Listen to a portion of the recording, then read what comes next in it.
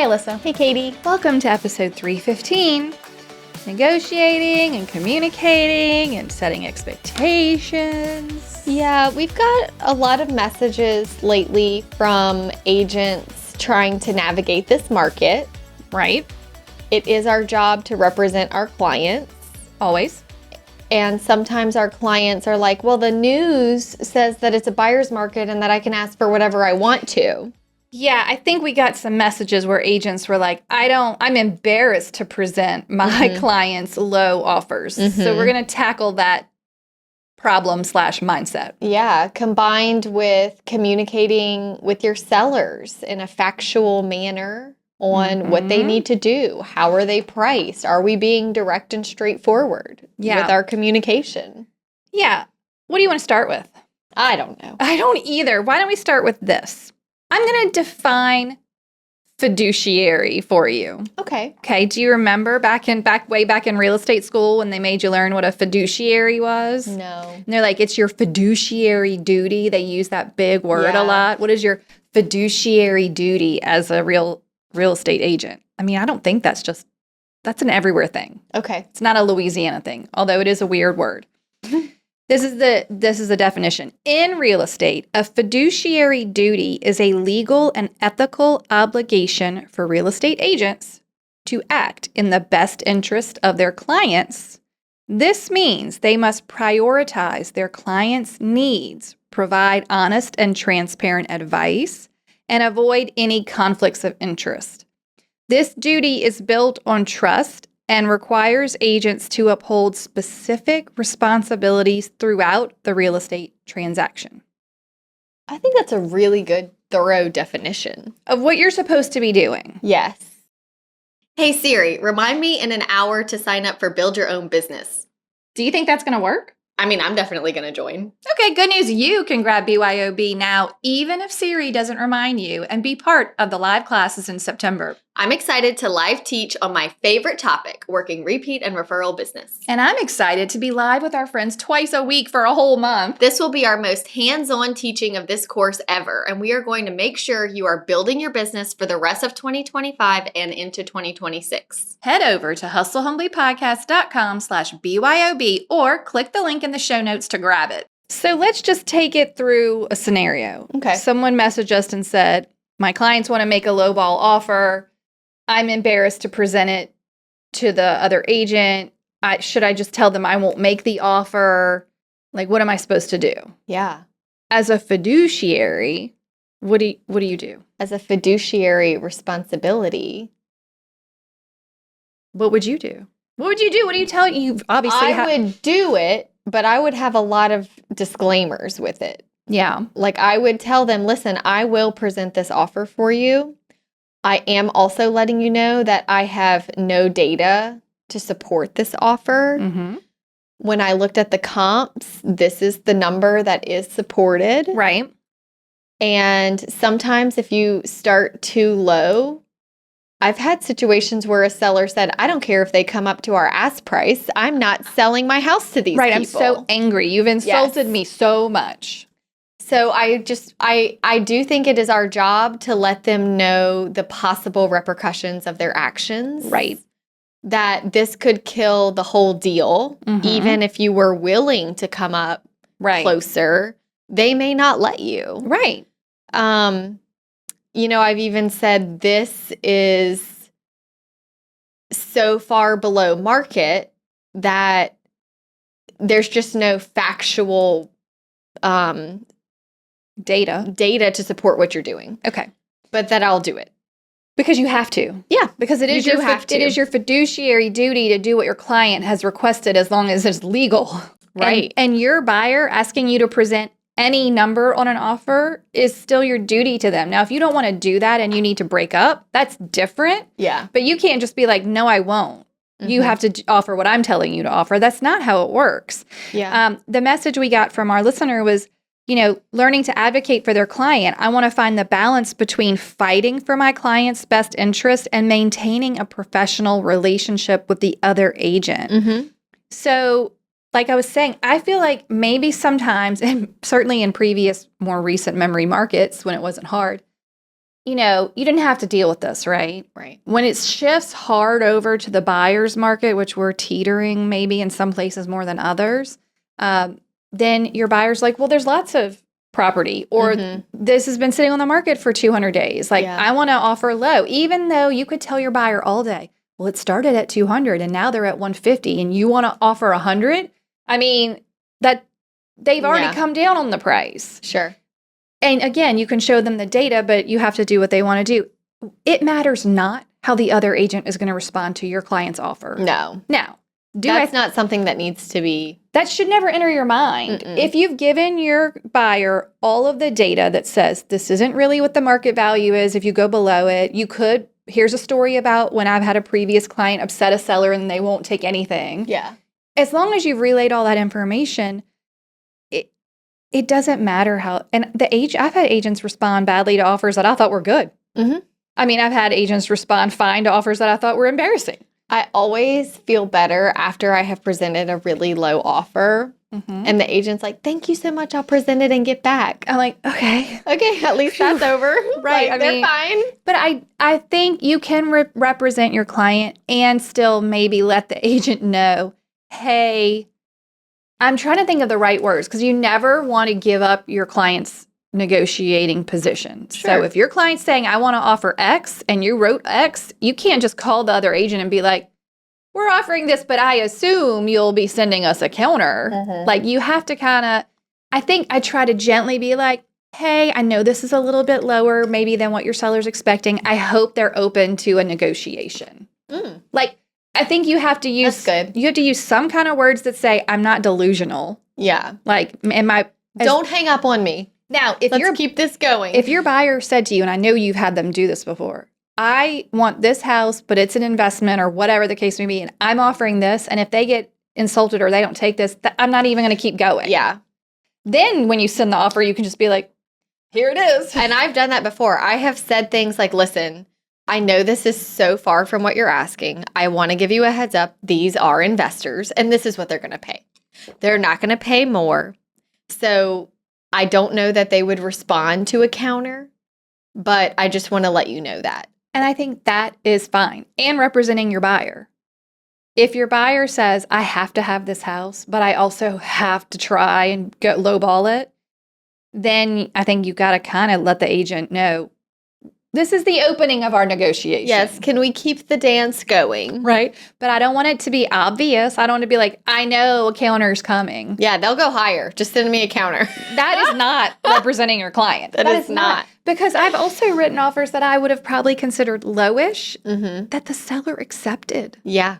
And I'm even shocked. And then I'm like, great news. I don't know what you did to please the real estate gods. Yeah. But this seller took your offer. I had one just recently where we made an offer, very low offer. I felt good about it though.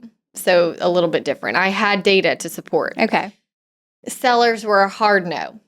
We were about $75,000 apart. 5 months pass and the agent calls me. Oh my word. And is like, are your people still out there? And I'm like, we are actually. So we went and saw it again and we made an offer even lower Than the 75,000 low. Yeah. Yeah. And they said no again. Then the agent texted me and was like, would they go to this number? And it was only 5,000 more than what we had just. And I was like, I think so. Let me call them. And they were like, yeah, we'll do that.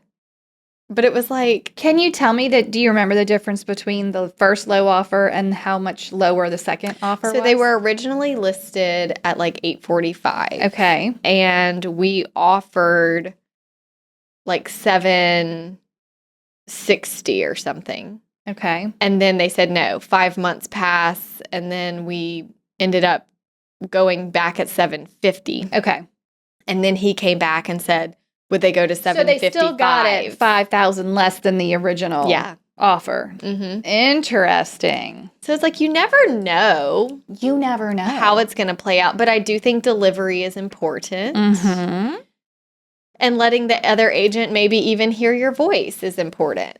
Yeah, I agree. I want to also talk about, because I think we all worry a little bit about what another agent might think of us or how they were going to respond to us, and we have to potentially work with them again, or you just don't want to ruin your reputation out in your market.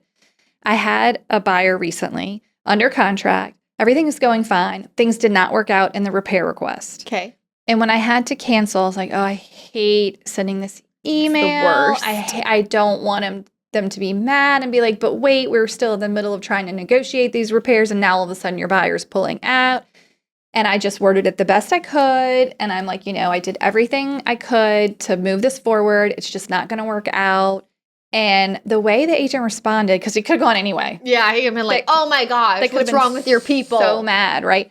And even though legally they were within their rights to cancel, he was just like, thank you. You've been so professional. There aren't enough agents out there like you. I'm like, this person is thanking me. And I just basically rained on this parade. I mean, not me, my buyer. But I was just like, okay, all this proves is that professionalism, no matter what the situation, will win. Yeah. You will get a good response typically from a level-headed person. If you have to deliver good news or bad news, just do it professionally. You just never know what's going to come down the road. And it was just kind of a nice reminder that doing things professionally the right way, being good with communication, it will work out in the end typically. Yeah. Okay. Do you want to tell this story? So there was a situation recently where an agent had written in that they were helping their buyer with a new construction. Okay. The new construction was complete when they went under contract, so it's not like they were building it. Okay. Well, during the due diligence period, first of all, it's 105 degrees here in Louisiana. It is summertime. This is a big empty house that does not have the AC running on full blast while no one lives there. Right. So when they go for the home inspection and you crank down an AC on a huge empty house, it takes a long time to catch up. Yeah, it does. And, they were there for about 3 hours and it was still coming down, but they also cranked it down so low that you're starting to see some condensation, you know, you cranked it down. These are not ideal conditions. Everything was bad. Well, the buyers were so worried. And the agent's like, listen, I hear your concern. The inspector is saying that he has taken the measurements from the input-output. It is cooling appropriately, but then it dissolves into this huge empty space. It takes time. And it's going to take and they just kept pushing, like something's wrong with the AC.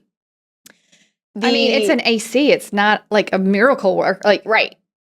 So the agent is going to the builder and expressing concern. Because their client has asked them to. Yes. And the builder is sort of like, no, it's fine. This, we'll have someone, but it is what it is. It's hot. Come back, set it, and then come back in the morning. Yeah. And see that it's working and it'll keep up. Yeah. Basically, the buyers got so upset, and the agent said she kept going back to the builder every single time her clients would say something, and he got so frustrated with her. He actually told her, I hope I never have to work with you again. To the agent. You have been such a pain. You have been pestering and making a big deal about nothing. And she was like, I felt awful because I feel like I ruined my reputation because I couldn't get my buyer's expectations under control. And maybe I shouldn't have gone back to the builder that many times when I knew what his answer. I think, yes, that's the number one problem. Yeah. At some point after the builder said, I'm not taking any more steps to remedy a non-issue. Yeah. This is what it is. No matter how many times her buyers came back to her with it, she probably needed to say, the builder is not willing to do anything additional. Legally, these are your options. Yeah. I think that would have been it. And she did even say that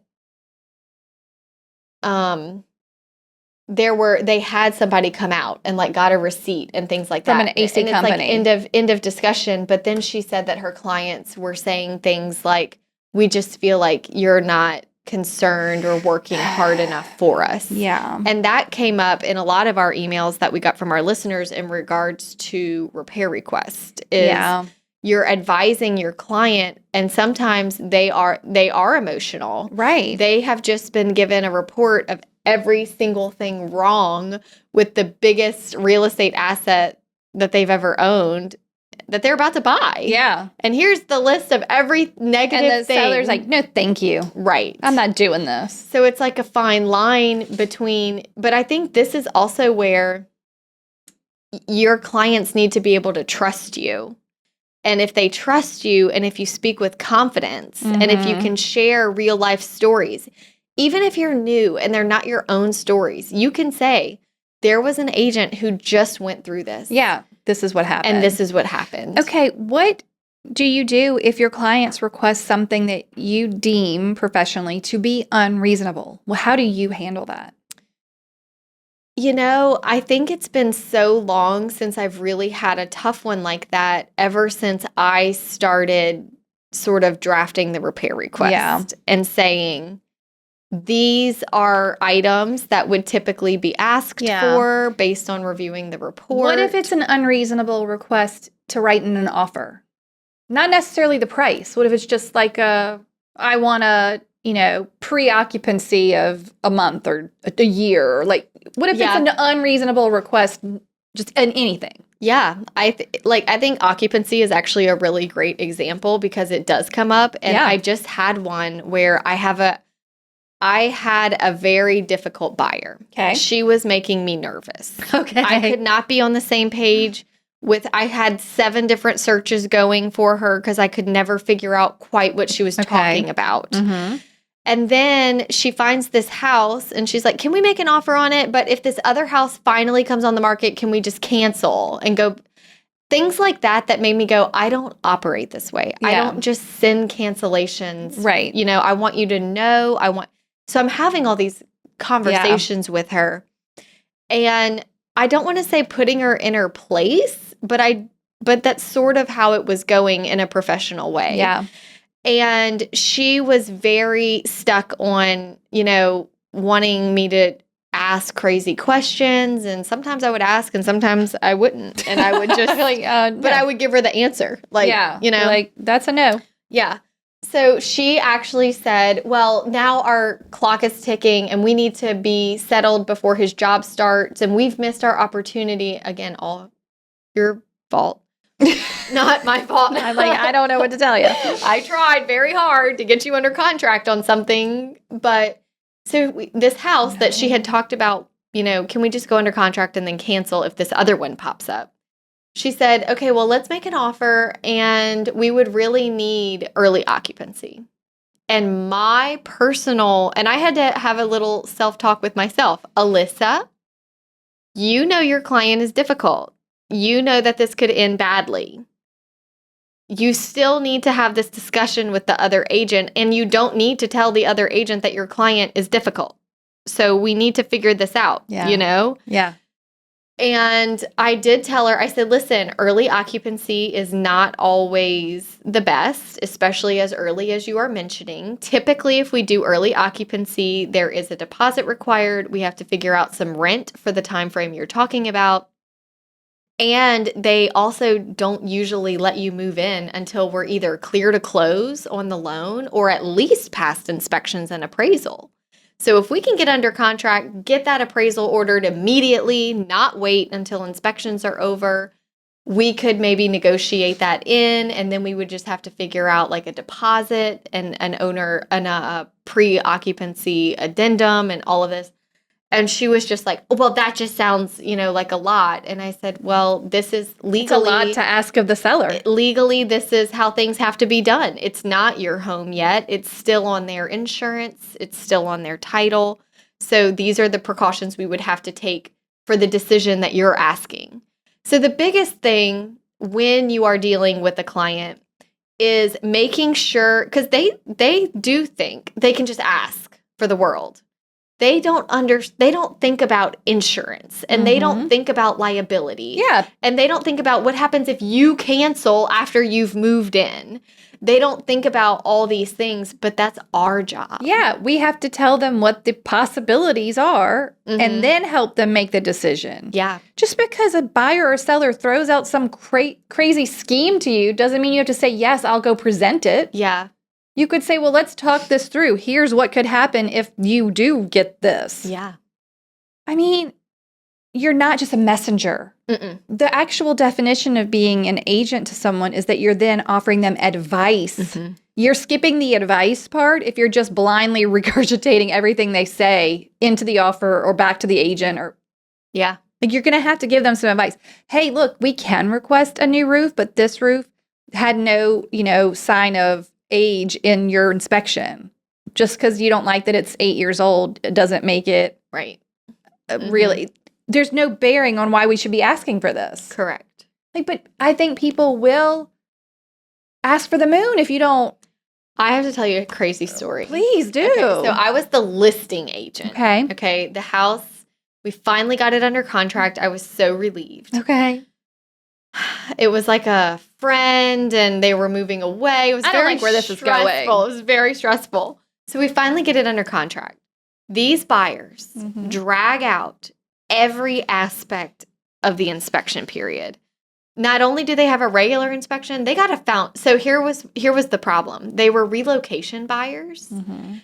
and the relocation company said, we will pay for whatever inspections you They're choose like, to have. Get them all. So they did. Like, we had to get a foundation. And I said, wait, did the inspector note something about the No, but the relocation company will pay for it, and it's just peace of mind. So we're sweating for a whole day, making sure that, and then of course it's fine. And then they had like a plumbing inspection where they put the plumbing through the camera through the plumbing. And I'm like, this isn't even a house with trees around it. And there's no water issues and there's no reason for this. Like, it's not normal in our market. Every inspection that you could think of, it was insane. I even eventually told the buyer's agent, listen, we need to schedule this all at once because they are not leaving anymore. They're trying to pack. And now I don't even know what your request is going to look like. Yeah. So the agent calls me, and she's a good agent. She calls me and she's like, hey, I just sent you the repair request, Mhm. and I'm sorry. I know it's a lot. I don't like when it comes to the I'm sorry. I know. She was like, I'm sorry that we have dragged this out only to send you such a tedious repair request. She goes, these buyers have actually been so easygoing. I was surprised at their repair request. And so I open it and I read it, and I'm just like, want to cry at this point. And Oh I'm like, my. I can't call these people. I don't know what to do. I don't want to call them because they were already mad. They were like, these buyers are More kicking it. inspections. Yes. So I was nervous. And there was, I would say, 3 things on there that I thought, oof, this is justifiable. The rest I was like, this is dumb. Mm-hmm. My seller got so mad. She was like, tell them we'll give them $250 and that's it. And they can just go away. And I was like, I just thought to myself, they're going to cancel. Like, I would have thought like $2,000 would have been a fair number to offer in lieu of repairs. Uh-huh. Okay. So I was like, I even told my seller, I was like, okay, like, I just want to make sure you know that based on our response, they decide if they want to cancel or not. She's like, oh, I understand. $250. We will give them $250. And I was like, and I had to tell myself, this is her choice. Yeah. You have said your piece. Right. You have told her what could happen. Yeah. Okay. So I'm like, oh my gosh. She did give me a lot of information on the phone about some of the other items. Nothing too helpful, but she would say like, this was like this when we bought it. This was like this when we bought it. That doesn't make it not deficient. Correct. So I wrote the nicest email possible, just saying, hey, they are moving to Tennessee. We can no longer like have work done at the house. So many of these things were on their inspection report, like that. It's been this way since they bought it. They are not making any repairs. They are willing to give $250. So just let me know. And I press send. She calls me back like an hour later and she's like, you are not going to believe this. I'm like, what?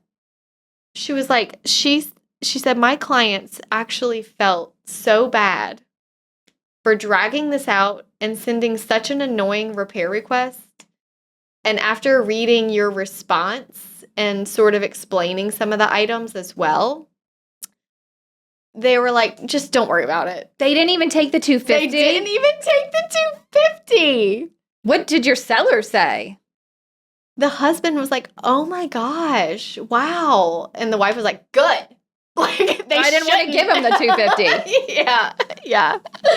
But the agent was like, do you want to resend me the repair request saying nothing, saying like, you'll do nothing? And I was like, yeah, is this a trick? Like, I will. I will. So I did. And then they signed it. It was bizarre. But it also made me be like, sometimes I think that in this market right now, as we are working with so many sellers, and in our market in particular, the days on market is high. Selling a house is pretty tough. When you get something under contract, you do everything you can to keep it under contract. Right. Like a bird in the hand, right? Yeah. Okay. But this example made me be like, maybe I need to be a little stronger with my negotiations. Yeah. You at least need to mirror the sentiment of your client. Yeah. If your buyer doesn't care if they lose it, if your seller is like, they walk over $250, I'm fine with that because I'm over them. That's great. Does that mean in a month later, if it went back on the market, they wouldn't have been mad at you because it wasn't back under contract? No. But that was their choice. But you kind of have to be like, I know, we lost our buyer and I understand this is frustrating, but this is what we're doing. That's what we were at peace with. This is what we were willing to deal with. Decision. Yeah. And I think it's important to let them know what this could look like. We could have to go back on the market. It is not staged anymore because you're moving out. Like, you're going to have to manage this house from afar, keeping your grass cut. This is what this is going to look like. Yeah. To me, $2,000 was, and that's not what they asked for. That would have just been mine. You just thought that's what it sounded like was appropriate. Based on knowing the market. Yeah, and knowing what their number was. I am fascinated by how all of that played out. And then I had POA to sign for them at closing because they had moved. They had already left the state. I said, don't come back. I'll just, don't do that. So I sat across from these buyers and they were just the sweetest family and like so thankful. But it goes to show they just wanted to try. But it's weird that they then took nothing. To me, it's like, did they... I would love to be a fly on the wall in some of the conversations between the agent and their clients. Yeah. Do you know what I mean? When you're on the other side and you're trying to figure out who's driving this ship, I know you said it was a good agent, but what exactly did they say when they gave them this long list? Why did the buyer who felt like they just had a momentary lapse and they were I'm writing this giant list? How did the agent not say, hey, maybe we should take some of these things off? Yeah. Or at least ask, are there some that are just deal breakers for you? Because obviously none of them were even deal breakers. None of them. And I would have thought at least one of them was. That is beyond. It was.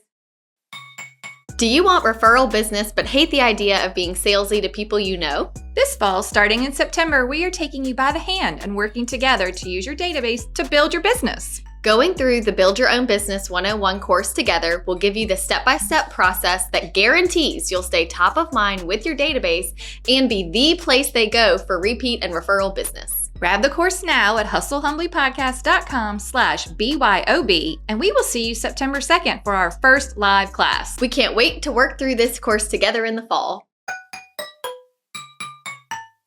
Okay.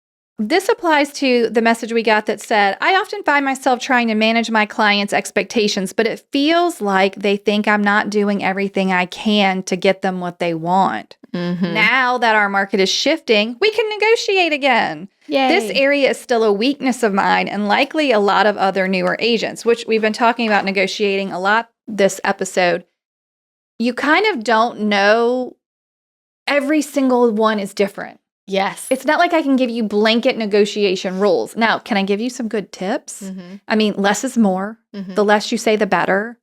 I never try to put the seller and the buyer in the same place because they will, depending on how nice they are, give too much or say too much or cause a problem they don't even know they're causing. But as far as just negotiating, if you're talking to the other agent, getting through a verbal part of a negotiation, maybe after the offer, maybe the inspection, whatever. Don't say anything. Just say, this is what the seller said, Yes. and then wait. Or this is what my buyer said, and then wait. Let the other person fill the space because they will give it away. Yeah. On how it's going. We read Never Split the Difference in Community Yeah. for our book club once, and it's really good. There is actually a real estate version of Never Split the Difference. Same author. It's Chris Voss both times. We read the regular one, which I thought was great because it also kind of makes you think about negotiations in life with the people you know, with your kids, whatever. But there's a lot of great phrasing in there that's worth a read if you really do want to sharpen your negotiation skills.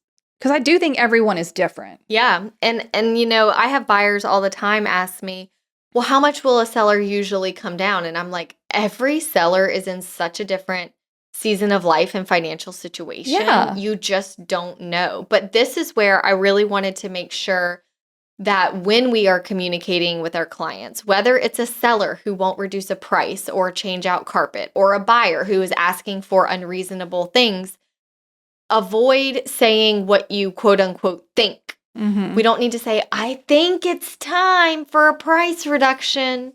No, based on the data, based on the comps, it's time for a price reduction. Based on the other homes on the market, your buyer based on our feedback, buyers do not like your carpet. Right. Based on the comps, this offer that you want to make is not in line with the market. So we need to look at this data. How would you like me to explain to the seller how you came up with this number? Yeah. So be sure that you are not saying, in my opinion, or No. I think you should take down your drapes. No. It needs to based on the feedback we received. Yes. Based on the number of showings that have been scheduled. Based on the number of offers we have received. Yeah, the market has rejected your house. Yeah. Not me. Not me. I don't care. Yeah. I'm not buying a house today. Not doing it. The market has rejected your house. The market has rejected your price. I think sometimes we were like, I don't want to deliver that message. I'm like, then you're in the wrong business. You have to get comfortable with that. I'm going to have to deliver unpleasant messages all the time to other agents, to my clients, to myself. Yeah, to myself. I'm like, to myself. Bad news, self.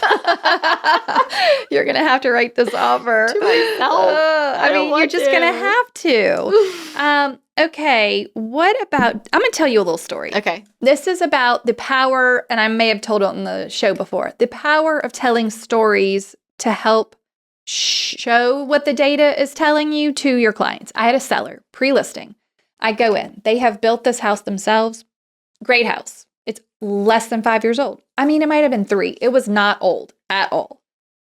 They had made a choice in their house. This is very common in our market. Very beautiful, custom, real wood cabinets in the kitchen and the living area, which was an open floor plan. Not painted. No, they were stained the darkest shade. They were super dark, stained cabinets. Okay. And this is many years ago. But even at that point in time, we were starting to see a trend in our market where new construction was getting painted cabinets. Like that old cypressy stained cabinet vibe was just not the current trend. Right. Okay. It was like, sometime, but there was a period for a while here where every house that was nice had stained cabinets, right? So I kept a good eye on this particular neighborhood. And when I walked into the house and saw these cabinets, I was just like, this is not going to work. No. It's so dark. Even if it had been stained, I might have been like, okay, but it was like the darkest stain. I was like, and the rest of the house is very pretty, neutral colors, taupey white, whatever. Okay. And they liked them. Of course, they just built it. Oh, I see. Within the last 3 years, okay. They just made this choice. They lived in it. It was their home. Yeah. Okay. They were very proud of it. And they were moving on to build an even bigger house. They, would kind of build and flip every once in a while. So I'm like, listen, I think your cabinets are beautiful. They're very pretty wood. Love it. I said, I can see that you enjoyed them. There is a house 1 block away that was brand new construction, so technically newer than you. And it sat on the market for 6 months while other houses around in the neighborhood were selling no problem. And it had stained cabinets, very similar to yours. And I talked to that agent because I actually showed that house to one of my buyers. And we didn't end up going with it, but the agent told me they received an offer many months before, early on in the market, where the buyer said, I want to buy the house, but I want the cabinets painted. Wow. And the seller, who was the builder, said, no, Oh my gosh. I will not paint these cabinets. These are beautiful real wood cabinets and they are staying stained. Okay. Buyer says, fine, I don't want the house with stained cabinets. I'll go buy a different new construction house that has what I want. Mm-hmm. 6 months later, it's still on the market. And then eventually they sell. And the price difference was pretty big. Like, let's just say they sell for $20,000 below what it was listed for and below some of the comps in the neighborhood. So I'm showing my seller, I'm like, look, I think you have to paint these cabinets. I think that this data is telling us that houses with stained cabinets in this neighborhood sell below market. Yeah. People do not want that. I think your cabinets are beautiful. But if you don't paint them, I think you will have trouble selling. Yeah, that's what this data That's what the data is showing. And I know this, and here's the story. Right. The story is the people came, they wanted the house, but they wanted the cabinets painted. Do you want to paint your cabinets? And What did they say? Yes, and they painted their cabinets. And I think we had multiple offers in Were the first they weekend. offended? I mean, they were kind of like, oh, these are brand new cabinets. And I'm like, that's okay. I understand. But here's what happened in the neighborhood Okay. just recently. Yes. So you can't argue with a true story. Right. And it was new construction, same size. Like, it was just too similar. I'm like, the Yes. house was so much like yours. I'm just telling you, there was no one in the market for that house. Yes. Let's learn from them. Do you want the money or do you want... use them as our guinea pig? And they were like, okay, we'll paint the cabinets. And they did. And it sold. And it looked much better. But you have to have data-backed stories, I think, sometimes too. Like, I can just be like, I can point to numbers on a page. Yeah. And still it won't register for some buyers or sellers. Sure. But if you literally know a story like that, it made Share all it. the difference. Yes. It made all the difference. Such a big difference. What else you got? Oh, man. I just had a buyer who, closing costs are so high right now.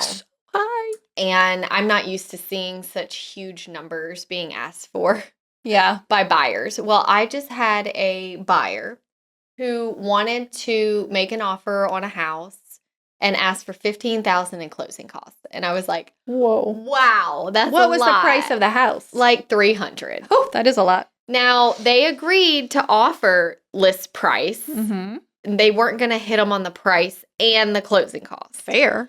Well, the seller actually countered with two options.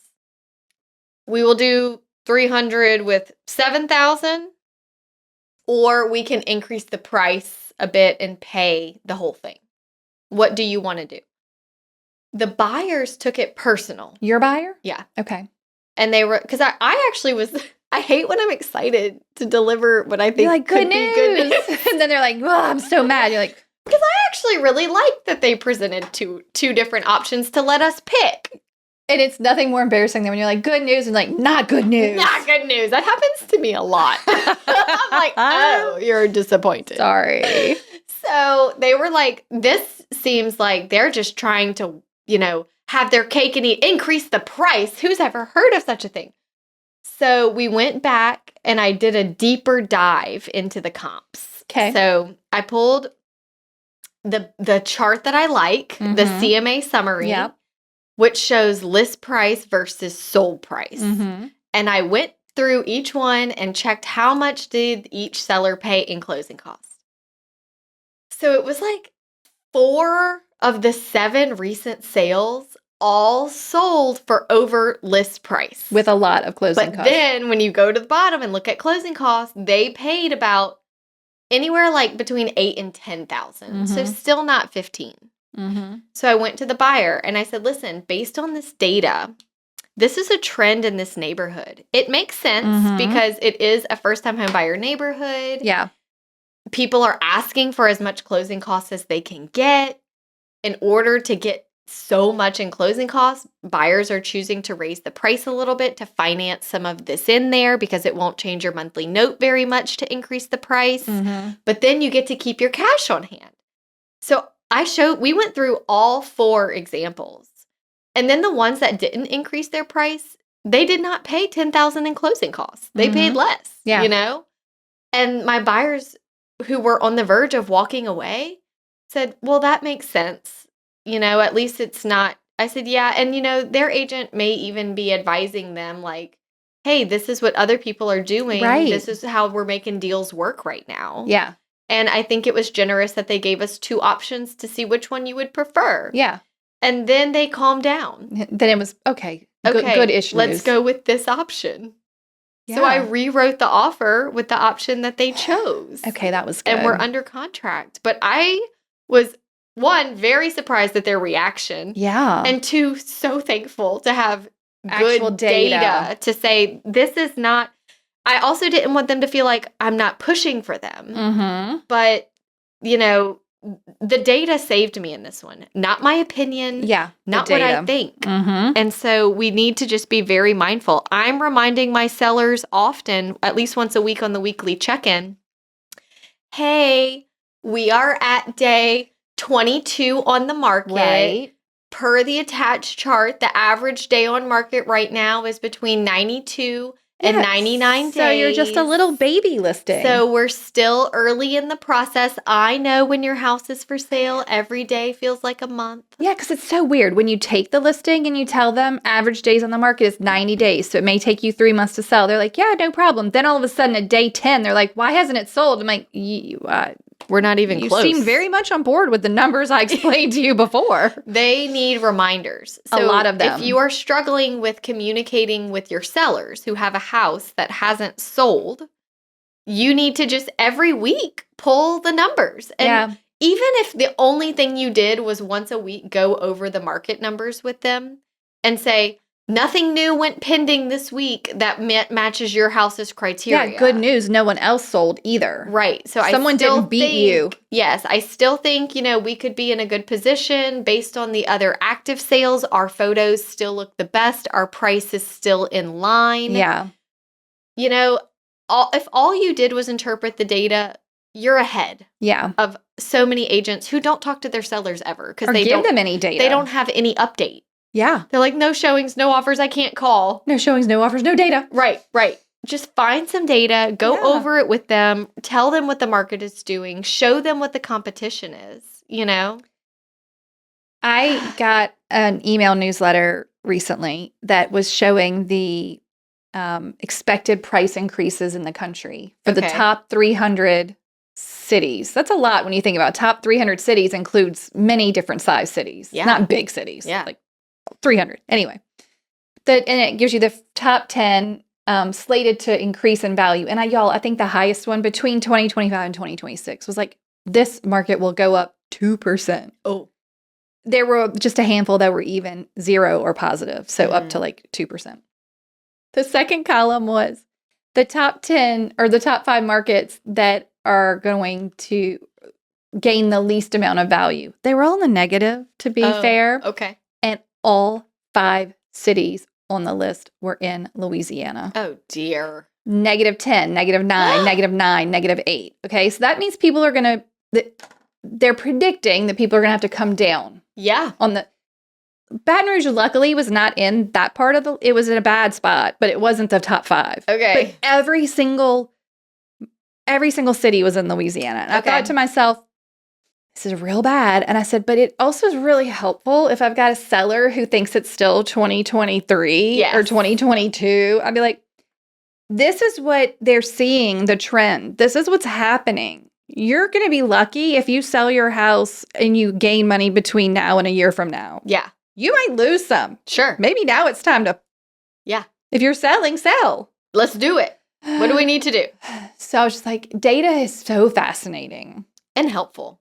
and helpful. I mean, we really can predict a lot more than we realize. My old broker used to always say, appraisers are behind. They're looking at what's already happened. Yes. Realtors are seeing what's happening right now because the market tells you. Like, are there buyers? I don't know. Yeah. Any other stories you want to share with us? I feel like I could go on and on, but this was needed for me as well. Just a good little pep talk, Just a little to speak refresh. confidently, factually based, Yeah. straightforward, direct. And to all of our friends who haven't ever negotiated before, you just were in a market where you had to give list price or more, or waive your inspections or waive whatever. no contingencies. Ask some agents who've been around for a long time in your area. How did it go before? Mhm. Do you know what I mean? Like What was that like? what was common? Start looking at check that hot sheet and see how much are people giving in closing costs now? Are they coming down on their list price? Like, you're going to have to stay on top of the data. Yeah. And then you're going to have to not be afraid. Every listing agent doesn't assume you're going to show up with a full price offer, no inspection, no contingency, no. 10,000 over list price. That's crazy. Yeah. But I can see how it'd be weird to transition to that if when you were new, That's how it was. that's all that you knew. The good news is, because the data is always changing, you always have a reason to check in with your seller. Yeah. So be checking in with your sellers right now. And you always have a way to be better than other agents. Yeah. If you're up to date on the current data. Yes. Okay, good luck out there. Yeah, you got this. Here's a toast. Okay.